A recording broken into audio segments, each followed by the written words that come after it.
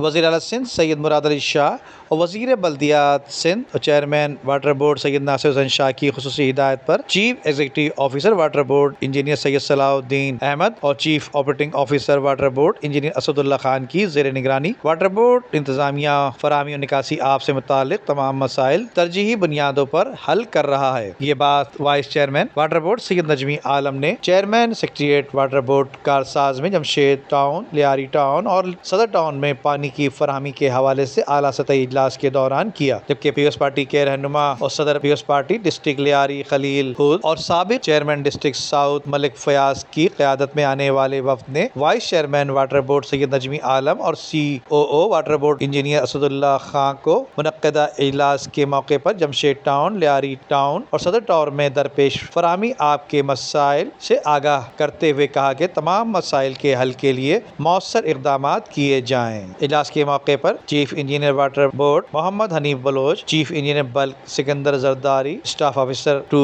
Voice chairman Nadeem Ahmed Kirmani, superintendent engineer south Muhammad Ali Sheikh, superintendent engineer Jamshed town Syed Ijaz Ahmed سمیت water board کے دیگر اعلیٰ حکام بھی موجود تھے۔ ندیم صدیقی، میٹرو 7 پاکستان۔